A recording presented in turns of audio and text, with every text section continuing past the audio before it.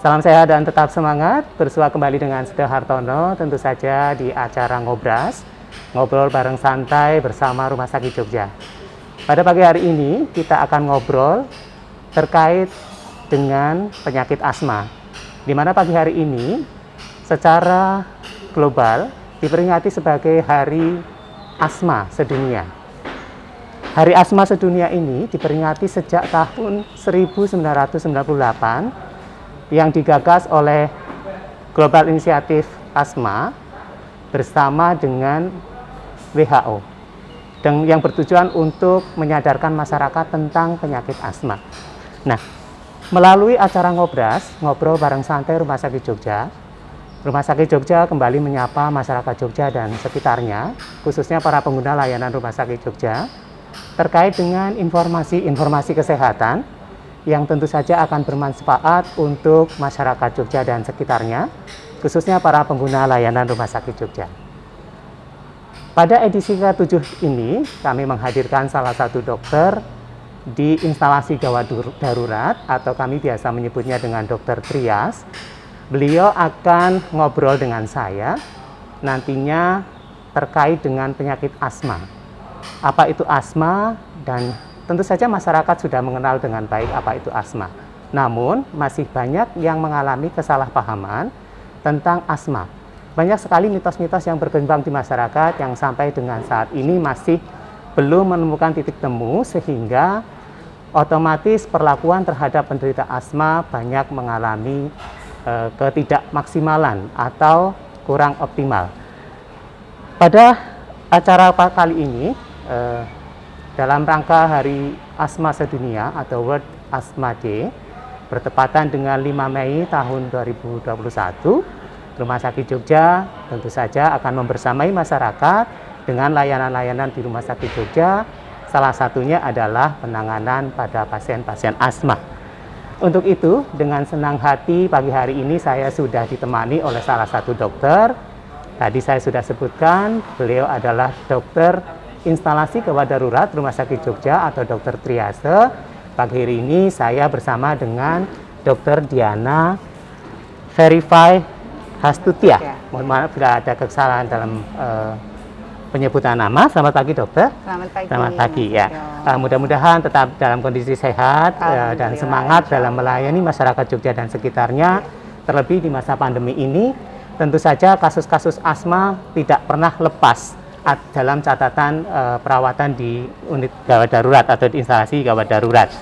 Baik dokter, terkait dengan masa pandemi COVID-19 ini, asma menjadi salah satu momok yang mungkin ditakuti oleh masyarakat karena asma sendiri adalah penyakit saluran pernafasan. Nah, sementara itu coronavirus menyerangnya juga saluran pernafasan.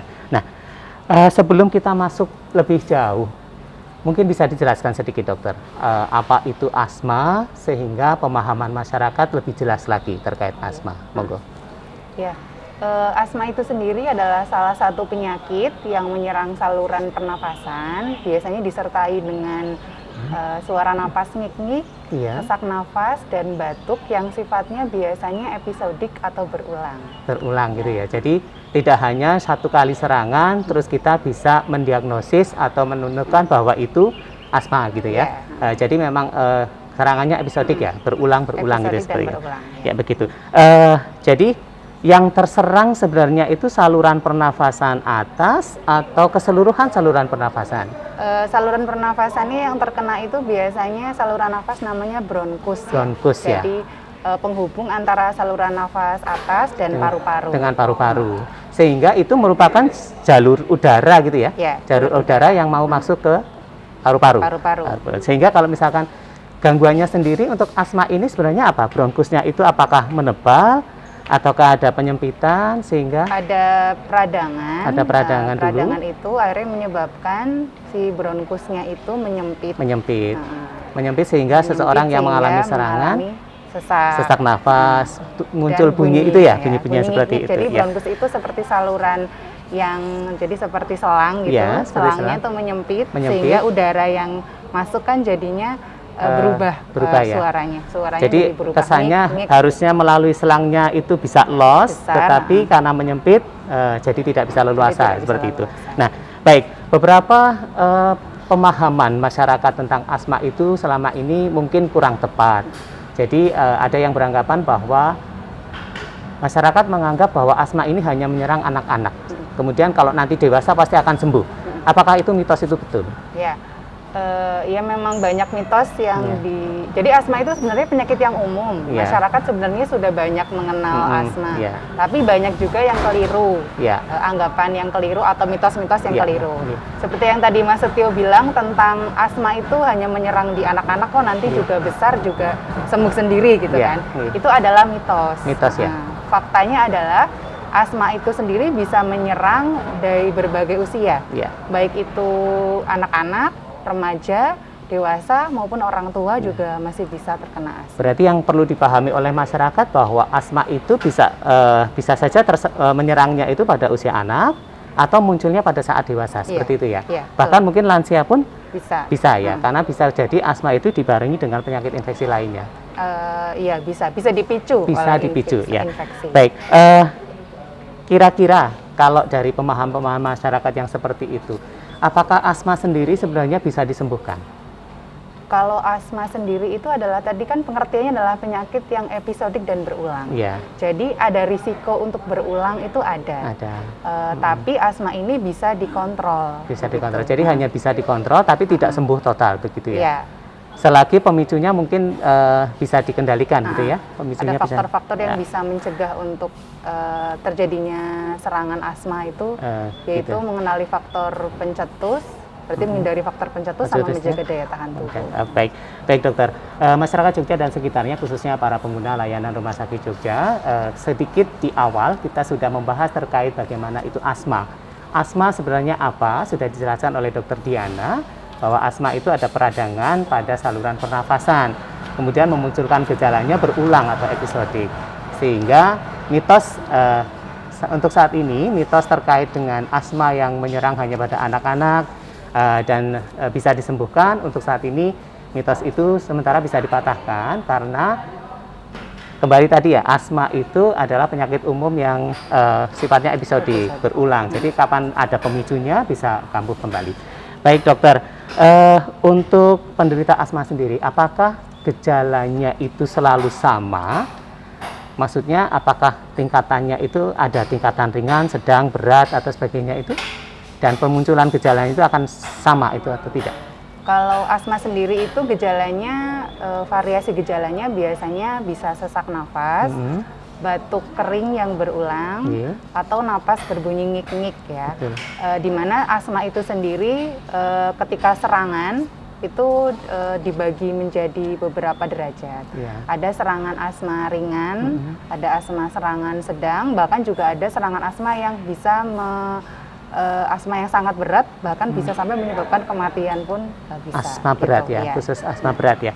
Jadi memang dari beberapa data yang ditampilkan oleh WHO saat ini, asma menjadi salah satu penyumbang angka kematian, khususnya pada penyakit-penyakit saluran pernafasan, begitu ya dokter?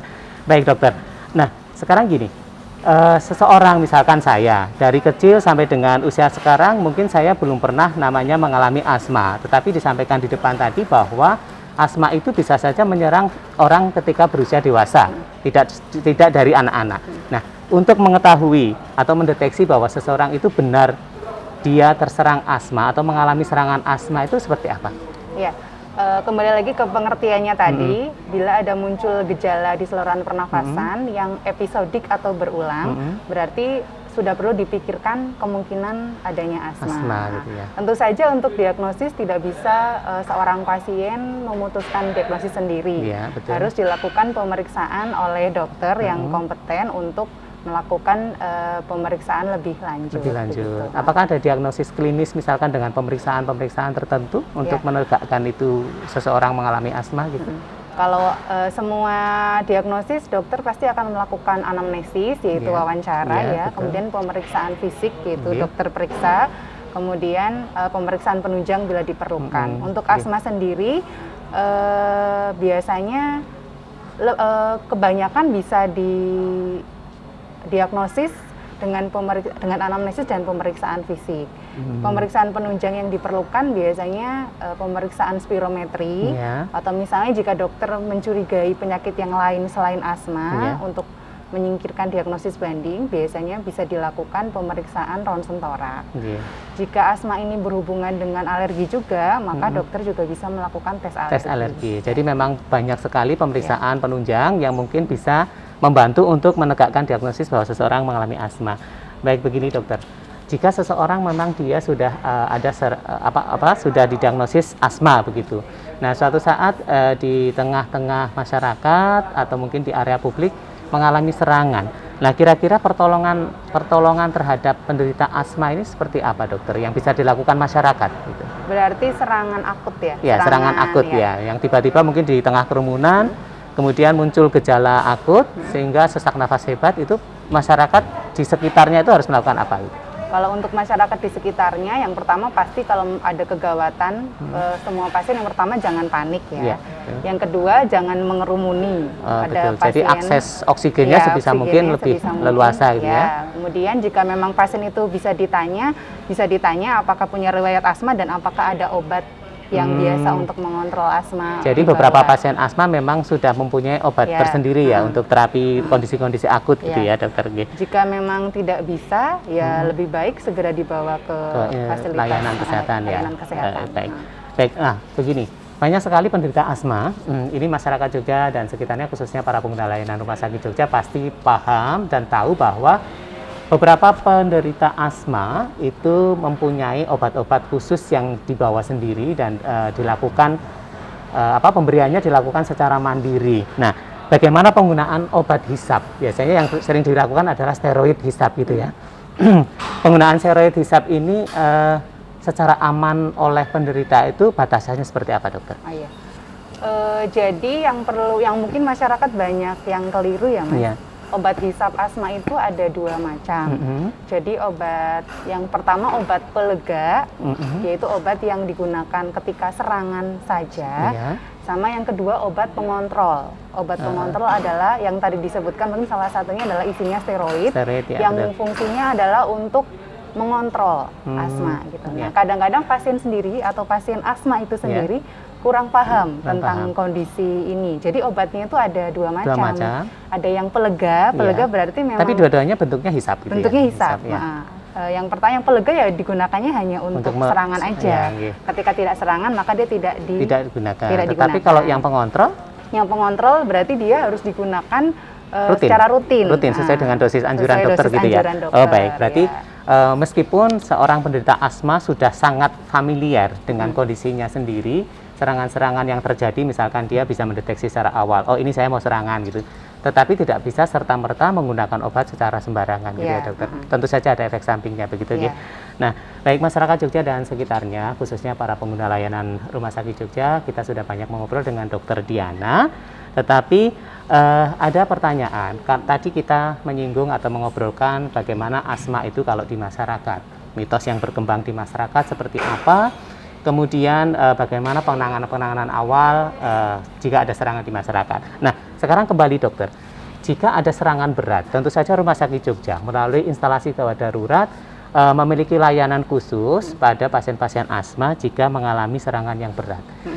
Kira-kira misalkan pasien asma datang ke instalasi gawat darurat Rumah Sakit Jogja ini, kira-kira penanganan awal apa yang diberikan sehingga safety life-nya itu terjaga gitu? Kalau di instalasi gawat darurat pasti pertama kita melakukan triase, kemudian setelah itu kalau ada kegawatan kita biasanya lakukan pemeriksaan awal untuk mengetahui kegawatannya apa. Jika memang benar kegawatannya di saluran pernafasan, maka tindakan kita adalah tentu saja membebaskan jalan nafas ya, jangan sampai ada halangan di jalan nafas. Kemudian yang kedua memberikan terapi untuk bagian serangan asmanya itu. Biasanya obat-obatannya sesuai indikasi, ada obat yang diuap obat uap, atau misalnya juga bisa dengan ditambah obat yang melalui intravena gitu, atau suntikan melalui suntikan, gitu ya, sesuai indikasi. Gitu. Kemudian setelah diuap, pasien akan dilakukan observasi, kemudian dokter akan menilai kembali apakah perlu ada ulangan atau tidak. Berarti kalau serangan akut itu serangan berat, bisa jadi pemberian terapi atau misalkan menggunakan uap, menggunakan injeksi, bisa jadi pemberiannya tidak hanya 1 kali, kemudian bisa rilis atau membaik. Bisa jadi masih ada serangan, dilanjutkan dengan dosis berikutnya. Dan mungkin bahkan bisa sampai dengan harus mondok gitu ya, dokter? Iya, betul. Kalau serangan asma bisa sampai mondok, ataupun bahkan bisa jika ada indikasi, berarti sangat berat dan sampai mengancam nyawa, bisa kita rawat sampai ke ICU gitu. Tapi tentu saja tidak semua. Tidak semua ya. Jadi sesuai indikasi, jika memang datangnya awal atau serangan itu sudah diketahui lebih awal, penanganannya akan mungkin lebih cepat gitu ya, lebih cepat. Baik dokter. Begini, masyarakat Jogja dan sekitarnya, khususnya para pengguna layanan Rumah Sakit Jogja dan mungkin masyarakat Jogja yang saat ini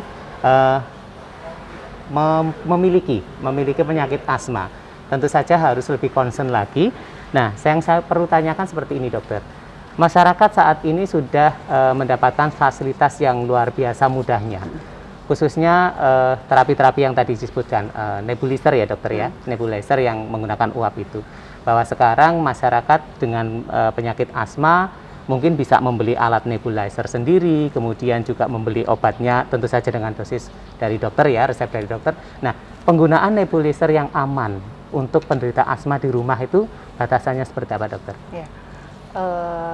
Yang pertama, jangan lupa dicek alat dan obatnya, Mas. Ini kadang suka kelewat ya. Iya. Jadi jangan mentang-mentang punya, sering pakai, jadi tidak lupa mengecek alat ya. Gitu. Jadi semua orang yang punya alat jangan lupa dicek alatnya sebelum dipakai, apakah memang masih berfungsi dengan baik atau tidak. Uji fungsi gitu ya, lebih bagusnya. Kemudian yang kedua, cek obatnya juga, jangan lupa apakah obatnya kondisinya masih baik, tidak berubah warna, belum expired juga. Kemudian dosisnya juga diperhatikan ya, dokter. Dosisnya juga tepat. Kemudian ketika digunakan, mungkin sudah familiar ya, ada masker, kemudian ada pipanya, ada tempat masukkan obatnya. Ketika mau digunakan dan memang sudah baik, boleh digunakan di uap ya, seperti biasa, di nebulizer seperti biasa. Kemudian setelah selesai 1 kali dosis, dicek dulu apakah gejalanya hilang atau tidak. Atau masih menetap gitu ya. Kalau misalnya memang gejalanya menetap, boleh diulang jarak sekitar 20-30 menit. Nah, kemudian diulang ya. Setelah diulang, lakukan lagi pengecekan ulang gitu ya. Gejalanya berkurang nggak? Kalau sudah 2 kali di nebulizer di rumah, tapi belum membaik, berarti itu indikasi untuk dibawa ke rumah sakit. Ya, berarti jadi 2 kali ya. Nah, begini dokter, masyarakat Jogja khususnya penderita asma mungkin ya sudah sering mengalami bahwa orang yang sudah menderita asma cukup lama, biasanya karena sudah rutinitas, itu paham bahwa kalau diuap itu ya, nebulizer itu atau kata lain dari terapi nebulizer itu, begitu diuap selesai merasa lega, kemudian langsung pergi beraktivitas. Nah, sebenarnya ada side effect sendiri enggak dari obat-obatan untuk melegakan saluran pernafasan yang melalui uap itu, dokter? Kalau uap sendiri sebenarnya karena penggunaannya dari saluran nafas, sebenarnya efek sampingnya ringan sebenarnya, karena tidak masuk ke seluruh tubuh ya. Tapi tetap ada risiko efek samping, yaitu biasanya sih mulutnya kering yang pertama. Kemudian yang kedua, dadanya berdebar. Berdebar gitu ya. Dua itu yang paling sering muncul. Jadi memang sarannya gimana, dokter? Jadi kalau habis nebulizer paling tidak ditunggu dulu dengan menggunakan oksigen dulu atau istirahat sejenak gitu, dok? Tergantung kondisi pasien ya. Kalau misalnya memang masih ada gejala ringan, kita bisa pasang oksigen dulu selama 20-30 menit. Kalau misalnya memang sudah membaik, yang penting istirahat dulu selama 20-30 menit. Oh gitu, baik. Nah begini dokter, asma tadi dikatakan tidak bisa disembuhkan, artinya penyakitnya episodik dan berulang. Nah, untuk mencegah kekambuhan atau serangan berulang itu tipsnya apa ini, masyarakat biar tahu, dokter? Ya, yang pertama pastikan diagnosis ya. Betul, jadi jangan menyimpulkan sendiri, oh saya asma nih gitu. Yang pertama harus tetap komunikasi ke dokter. Saya asma, oh benar asma. Jika memang benar asma, maka perlu ditanyakan ke dokter apakah asmanya ini perlu obat mengontrol atau tidak ya. Jadi kan ada asma itu nggak selalu perlu obat mengontrol, tapi ada juga yang perlu obat mengontrol. Nah, kemudian yang ketiga adalah kenali faktor pencetus. Kenali Iya. faktor pencetus asma. Pastikan asma kan tadi episode dan berulang, Iya. biasanya dicetuskan oleh suatu hal ya. Iya. Yang pertama yang paling sering sih biasanya udara dingin, Iya, betul. debu, asap rokok, Hmm. bulu binatang, Iya. atau kadang-kadang dipicu sama olahraga yang terlalu berat, Oh, tertawa gitu ya. yang terlalu Ngakak keras gitu ya, itu beda-beda. Beda-beda. Jadi memang Termasuk walaupun mungkin asma- wangi-wangian gitu ya, Ya, kayak bisa. parfum yang menyengat dan Terlalu lain-lain itu menyengat bisa gitu. ya. Jadi Itu benar-benar dihindari personal gitu sih, ya, ya. personal. Jadi harus dihindari. Jadi faktor tidak pencetusnya. sama ya dokter antara penderita satu dengan penderita yang lainnya Iya. itu antara gejalanya, antara pemicunya dan penanganannya pun akan berbeda-beda. Iya, Jadi sangat tidak bisa personal. sama rata, Iya. jadi sangat personal. Kemudian jangan lupa ini tingkatkan daya tahan tubuh juga, Mas. Jadi iya. daya tahan tubuh yang baik tentu akan meningkatkan daya tahan tubuh yang baik pasti berpengaruh untuk intensitas serangan asma itu sendiri. Nah, satu yang menggelitik dokter, apakah asma itu ada kaitannya juga dipicu oleh faktor psikologis? Ada beberapa yang serangannya ya. Serangannya ya, maksud saya berhubungan serangannya dengan- apakah hanya dipicu oleh kondisi emosional yang ekstrim misalkan, atau tiba-tiba melonjak kemarahan, atau tiba-tiba takut, apa tiba-tiba gelisah dan sebagainya, itu bisa memicu asma juga. Ya, memicu serangan bisa Memicu juga serangan faktor gitu ya. psikis sangat berpengaruh. Sangat berpengaruh. Ya. Ya. Oke. Baik, terima kasih dokter. Kita sapa kembali masyarakat Jogja dan sekitarnya, khususnya para pengguna layanan Rumah Sakit Jogja. Kita sudah ngobrol banyak tentang asma di Hari Asma Sedunia pagi hari ini, tanggal 5 Mei tahun 2021 dengan Dr. Diana. Dan tentu saja obrolan kita meskipun hanya ringan, singkat, tentu saja akan bermanfaat bagi masyarakat Jogja dan sekitarnya. Nah, satu hal mungkin terakhir sebelum saya tutup dokter, di masa pandemi ini. Nah, di masa pandemi ini tentu saja banyak sekali muncul kekhawatiran bagi para penderita asma. Karena mungkin menganggap bahwa penderita asma ini menjadi salah satu komorbid untuk yang berisiko terhadap COVID. Itu bagaimana menyikapinya? Ya. Kalau asma adalah komorbid itu sebenarnya juga dari penelitian ternyata itu mitos juga. Mitos Mas. juga. Iya. Oh, jadi belum. Jadi sebenarnya kalau untuk risiko terkena penyakit COVID itu sendiri itu tidak ada pengaruh orang dengan pasien asma jadi lebih berisiko terkena COVID. Justru malah yang penelitian internasional ini loh ya, gitu. yang terbaru itu dengan kita melakukan 3M, memakai masker, menjaga jarak, mencuci tangan, itu justru juga malah mengurangi risiko serangan asma itu sendiri. Oh gitu. Ya, karena itu ya, karena mungkin dengan sering mencuci tangan, otomatis tangan kita terhindar dari debu-debu yang mungkin memicu seperti itu ya. Dengan penggunaan masker jelas sebagai benteng pertahanan juga. Kemudian jangan lupa beberapa pasien yang tadi saya sebutkan kan ada beberapa pasien asma yang memang perlu untuk obat pengontrol. Dalam arti berarti dia perlu rutin menggunakan itu dan juga mungkin rutin kontrol ke dokter juga ya untuk kondisi asmanya. Apakah aman itu dokter kalau penggunaan obat yang jangka panjang? Kalau memang indikasinya memang harus dikontrol, harus tetap dilanjutkan. Rekomendasinya harus tetap dilanjutkan karena daripada menghentikan itu akan berisiko untuk serangan dan itu lebih berbahaya untuk pasien itu sendiri. Jadi jangan lupa tetap kontrol dan tetap minum obat. Kontrol, minum obat, kemudian jangan lupa pemicunya dikenali gitu ya. Betul. Pemicunya dikenali karena lebih personal. Ini penyakit personal ya, istilahnya berbeda-beda. Jadi masing-masing individu berbeda. Baik, terima kasih sekali Dr. Diana atas obrolan kita pagi hari ini.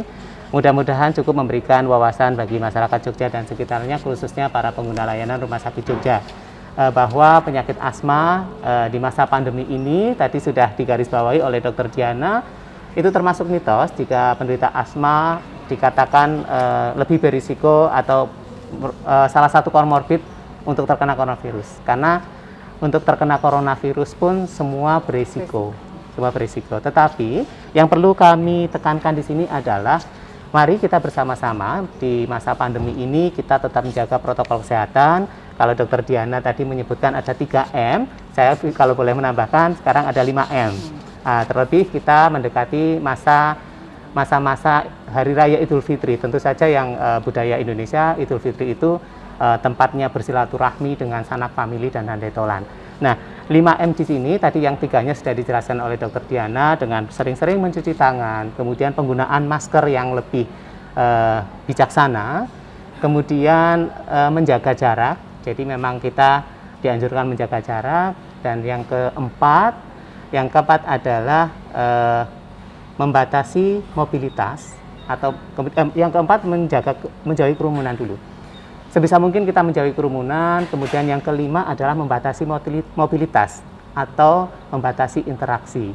Sehingga apabila kita sama-sama konsisten dalam penerapan 5M, mudah-mudahan pandemi COVID-19 ini segera berakhir dan kembali kondisi masyarakat Jogja dan sekitarnya kondusif untuk beraktivitas dengan aman, tidak perlu lagi dengan kecemasan atau ketakutan untuk terkena COVID-19.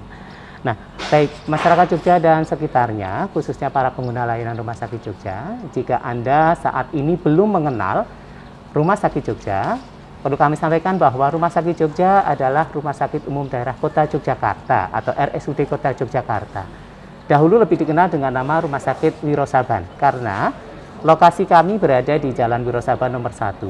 Sehingga Bapak dan Ibu atau masyarakat Jogja dan sekitarnya yang ingin mengakses layanan Rumah Sakit Jogja tidak perlu ragu untuk mengakses layanan kami. Informasi terkait layanan, informasi terkait kesehatan yang ada di Rumah Sakit Jogja bisa Bapak dan Ibu, bisa masyarakat akses melalui sosial media yang kami punyai. Ada Facebook, ada website, kemudian juga ada Instagram dan YouTube melalui alamat Rumah Sakit Jogja. Baik, terima kasih sekali Dr. Diana, kami haturkan atas kesempatannya pagi hari ini sudah kerso atau bersedia berbincang dengan kami terkait dengan penyakit asma. Mudah-mudahan ini sangat bermanfaat bagi saya, bagi masyarakat luas, itu menapiskan beberapa mitos-mitos yang dulu sempat kita berseliweran di telinga kita bahwa kesalahpahaman itu hari ini mungkin bisa dikurangi, seperti itu. Terima kasih sekali, selamat bertugas kembali masyarakat Jogja dan sekitarnya, khususnya para pengguna layanan Rumah Sakit Jogja.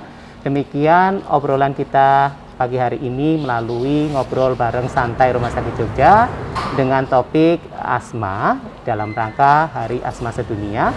Dan kita akan kembali lagi dengan obrolan-obrolan tentang kesehatan yang tentu saja kami pastikan itu bermanfaat untuk masyarakat Jogja dan sekitarnya, khususnya para pengguna layanan Rumah Sakit Jogja. Kami ingatkan kembali, tetap jaga kesehatan, tetap konsisten dengan protokol kesehatan 5M, dan jangan lupa terapkan semuanya di masa pandemi, mulai dari diri sendiri, keluarga, dan masyarakat. Salam sehat dan tetap semangat. Saya pamit undur diri. Terima kasih. Selamat pagi.